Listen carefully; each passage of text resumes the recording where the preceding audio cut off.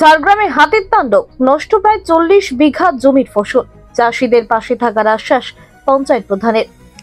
ঝাড়গ্রাম জেলার গোপীবল্লভপুর 2 নম্বর ব্লকের কালিঞ্জা গ্রামে হাতির তাণ্ডবে ব্যাপক ক্ষতির মুখে চাষীরা। নয়াগ্রামের জঙ্গল থেকে সুবর্ণরেখা নদী পেরিয়ে প্রায় 25টি হাতির একটি দল গত 3 দিন ধরে ওই এলাকায় তাণ্ডব চালিয়ে প্রায় 40 বিঘা জমির আলু চাষ এবং অন্যান্য সবজি চাষ সম্পূর্ণ নষ্ট করে দিয়েছে। গ্রামবাসীদের দাবি, হাতির দল আলু ছাড়াও ফুলকপি, বাঁধাকপি, বেগুন এবং টমেটোর মতো ফসলের চাষেও ব্যাপক ক্ষতি করেছে। ক্ষতিগ্রস্ত এক চাষির কথায়, হাতির তাণ্ডবের কারণে আমাদের কষ্টার্জিত ফসল নষ্ট হয়ে গেল। ফসল ঘরে তুলতে না পারলে পরিবার চালানো দায় হয়ে দাঁড়াবে। নাম আকুল দিগান।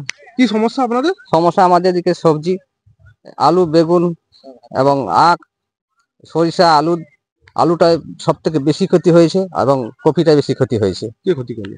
এই যে হাতি ঠাকুর আসছে, আজ 3 দিন হলো। কতগুলো হাতি? হাতি 50টা হাতি আসছে এখানে।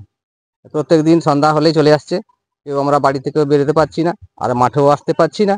তাই আমাদের মাঠে না আসার পরে এই সব ক্ষতি হচ্ছে। আমরা বন দপ্তর থেকে কোনো সাহায্য বা রহিত কিছুই আমরা পাইনি। কত বিঘা মতো ক্ষতি? ক্ষতি বলছি 50 থেকে 60 বিঘা ক্ষতি হয়েছে। হাতি তাড়াতে কি বন দপ্তর আসে? না, কেউ আসে না এখানে। কে এসেছিল? এখন এসেছিল আমাদের প্রধান সাহেব, আমাদের অঞ্চলের, উনি এসেছিলেন। উনি দেখেছেন। আমরা বলেছি কিছু আমাদের তাড়াতাড়ি ব্যবস্থা পাওয়ার জন্য আমরা প্রধান সাহেবের কাছে অনুরোধ করেছি। আপনারা কি চাইছেন? এখন আমাদের যে ক্ষতি হয়েছে, ক্ষতিপূরণটা আমরা চাইছি। এই পরিস্থিতিতে ক্ষতিগ্রস্ত এলাকা পরিদর্শনে যান পেটবিন্ধি অঞ্চলের গ্রাম পঞ্চায়েত প্রধান শঙ্কর প্রসাদ দে। তিনি ক্ষতিগ্রস্ত চাষীদের সাথে কথা বলে বন দপ্তরের কাছে দ্রুত ক্ষতিপূরণের ব্যবস্থা করার আবেদন করবেন বলে জানান। তিনি আশ্বাস দেন, চাষীদের ক্ষতির বিষয়টি গুরুত্বের সঙ্গে দেখা হবে, আমরা সব রকম সহায়তার ব্যবস্থা করব।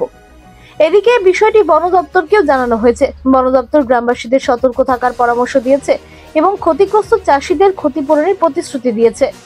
হাতির দলের এই তাণ্ডবে চাষীদের আর্থিক ক্ষতির পরিমাণ বড় আকার ধারণ করেছে। ফসলের ক্ষতি পূরণ হলে কিছুটা স্বস্তি পাবেন ক্ষতিগ্রস্ত চাষীরা, এমনটাই আশা করা হচ্ছে।